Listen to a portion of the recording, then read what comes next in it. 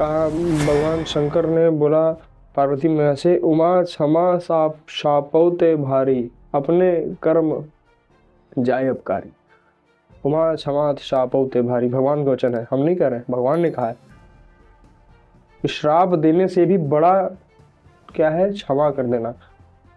क्योंकि आपने क्या किया, आपने अपना श्राप नहीं दिया, आपकी वाणी बच गई, आपके सुकृत बच गया, आपके सुकृत नष्ट नहीं हुए, आपके पुण्य नष्ट नहीं हुए, आपने क्षमा कर दिया और आपके पुण्य जुड़ गया कि आपने उसको क्षमा कर, जिसने आपके साथ गलत किया, जिसने आपको जो है दुख पहुंचाया, आपने उसको भी क्षमा किया, बोला हे भगवान उसका भी मंगल मनाया आप, हे भगवान इसका भी मंगल करिए, इसको बुद्धि दीजिए, आगे बढ़े। ऐसा क्षमा किया आपने, हम अपनी तरफ से क्षमा करते हैं प्रभु, आप भी क्षमा कर दी। ऐसा जिसने किया अगर, तो वो सांप से भी भारी काम करता है उसके लिए, कि उसका कर्म वही है, आपने क्षमा किया फिर वही करेगा कल, और फिर वो ऐसा गिरेगा कि फिर कोई उठा नहीं पाएगा। इस तो भ्रम बिल्कुल आदमी ना रहे, इस भ्रम में बिल्कुल ना रहना कि हमारे साथ उसने गलत किया, हम आज छोड़ देंगे तो कल फिर नहीं नहीं नहीं, बिल्कुल नहीं।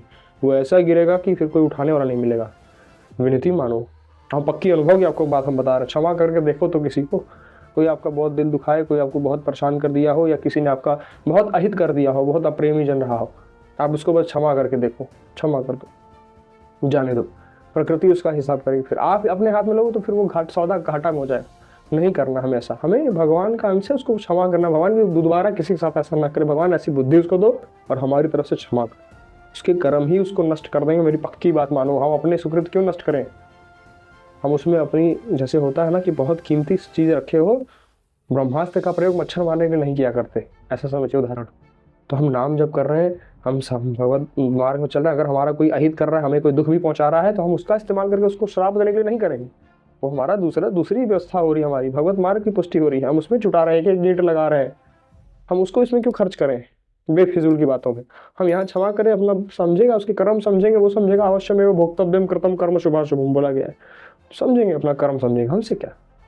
हम भगवान के अंश से, हमारे लिए उसमें भी भगवान भगवत दर्शन करके प्रणाम करके आगे बढ़ जाओ, सह जाओ, विनती मानो। जब जो सहना सीख गया ना, ये सब चीज़ें, अगर ये ताप सह गए आप, तो फिर आप हर चीज़, आप बहुत इतने महान बन जाओगे कि आप सब सीख जाओगे सहना। विनती मानो मेरी, ये बहुत जो 6 विकारों विजय पर बहुत बड़ी बात है। 6 विकारों पर विजय, काम क्रोध मद मोह लोभ मत्सर, इस पे विजय प्राप्त करना बहुत बहुत ऊंचे स्तर की हम बात कर रहे हैं। पर हमें शुरुआती में अभ्यास क्या करना है कि क्षमा करना है। कोई किसी से हमारे प्रति अपराध बना हो, क्षमा, सबके बड़े से बड़े अपराध को क्षमा करिए, और अपने छोटी से छोटी गलती को ऊपर उठा के नई मन को खुद डांट लगा के सुधारिए उसको।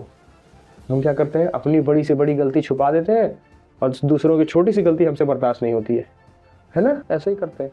देखो जरा हम कहाँ जी रहे हैं, हमें ठीक उल्टा करना है।